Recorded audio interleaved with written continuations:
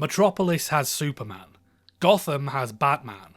These superheroes are more than just crime fighters, they're reflections of the environments that they serve and the ideals those places hold.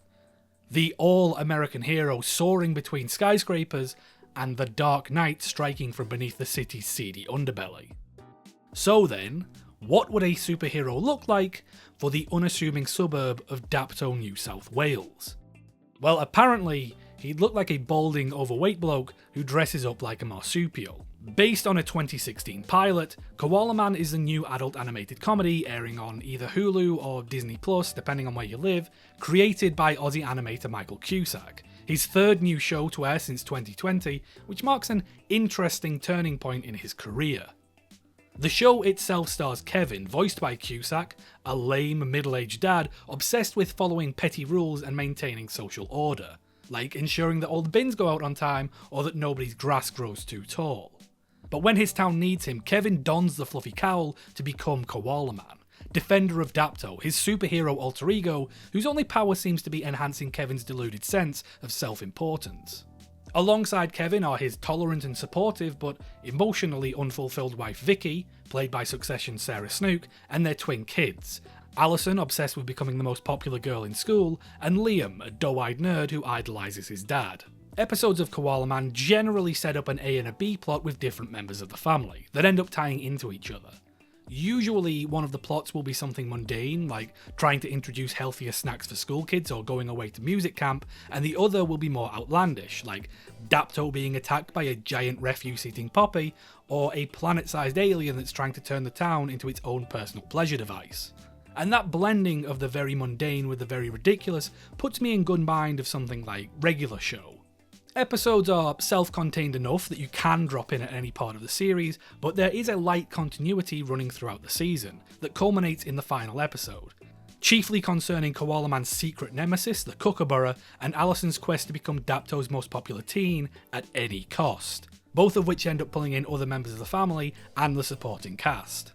The show does a great job of portraying Dapto as the kind of town where nothing happens despite everything that's happening. And a lot of that comes from the show's colourful cast of side characters, who all feel like they're based on the sort of people Michael would have run into while he lived in Dapto. It really captures that small town mindset where everyone's preoccupied with Dapto's humdrum goings on, and where even the town's biggest winners are any other town's losers. But that's not to say that Koala Man's version of Dapto is some indictment of the town. There is a sincerity to its mockery. It's a sort of honest parody of suburban Australian life that can only be really told by someone who's lived it firsthand and has a begrudging admiration for it. And that admiration helps Koala Man's humour to feel more genuine. The gags can get a little violent and abrasive, but even at its most ridiculous, the comedy is rooted in the characters, and the characters are rooted in Dapto. Not all of the humour lands, the jokes can be a little hit and miss, but they never feel out of place for the expectations the show sets up, and they never feel like they're punching down in any way, because this is a version of Australia filtered through the lens of someone who gets it. If you're familiar with Cusack's other shows and feel that setting Koala Man around a traditional sitcom family in a traditional sitcom town and having the standard A-B plot formula sounds a little bit sedate compared to YOLO or Smiling Friends, you're not really wrong.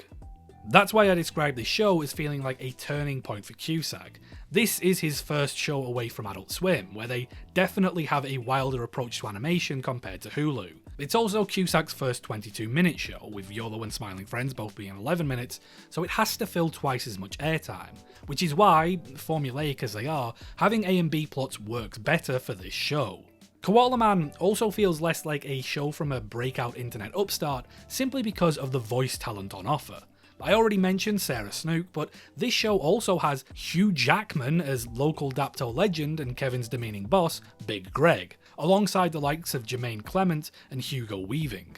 There's also the fact that despite being the creator and voice behind the show, Cusack isn't Koala Man's only showrunner. He was working alongside Benji Samit and Dan Hernandez, who previously wrote the Detective Pikachu movie and are under a long-term writing deal with Disney. And this isn't a knock against those guys, but they're definitely coming at this project from more of a traditional industry writing perspective, as opposed to a show just helmed by Cusack or Cusack and Zach Hadel, where they're approaching it from their own internet animation background. And so what? Is this just your standard animated sitcom that bears Cusack's name but doesn't resemble his style? Well, the answer's no, not at all, and for two very good reasons. Firstly, even though it's not as prevalent here, Cusack's old Newgrounds YouTube sensibilities do find their way into Koala Man, and that's obvious from the first moment we see Dapto. Before we're even introduced to our Antipodean Avenger, we see Damo and Darren from Michael's old Siggy Buttbrain animation, who, by virtue of appearing in this show, are now property of the Disney Corporation, which if nothing else stands as a testament to how far Cusack's animations have brought him, to the point where he's now blending that weird erratic stuff he used to upload 10 years ago with the more traditional sitcom style. There's also the fact that the music for Koala Man, including the show's theme, which I was unironically air guitaring by the end of the series, was written by Michael's longtime musical collaborator and friend of the show, Brendan Caulfield.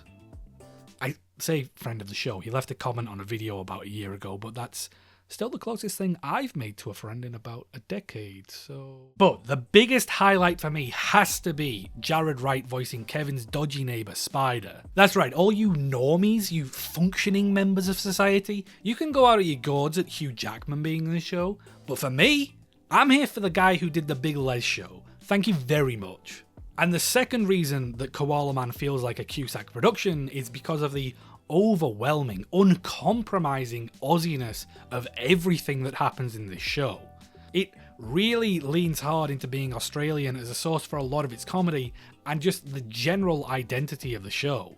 And in a way it has to. Like I said, what would an Australian superhero be like is the core concept of the series. And for the most part, it really works. It definitely helps that there are just some inherently funny aspects to Stray in life that lend themselves well to comedy, particularly the casual swearing which Koala Man takes in its stride, dropping F and C bombs every other sentence.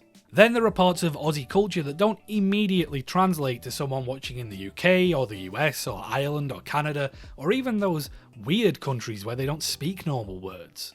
Things like the obsession around showbags or the idolization of tradesmen. The show does a really efficient job of explaining those things to the audience so that they can still get in on the joke while expanding our understanding of Australian culture. Does that make the show educational? Maybe.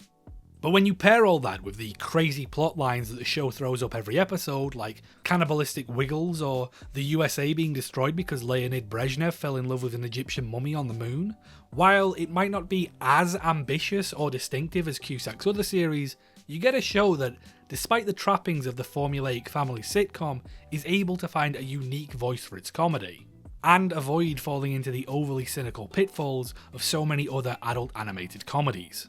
Between them, Cusack, Samet and Hernandez have created a show that's an interesting mix of old and new, providing a welcome twist on familiar sitcom structures. Koala Man might not be the forceful breath of fresh air that Cusack's previous shows were, it's certainly more evolution than revolution, but the result is a charming tribute to Michael's former hometown, with well-defined comedic characters that ground the show throughout its eccentric stories, and it makes for a surprisingly comforting and enjoyable watch. Plus, it's not on Netflix, so it might even get a second season.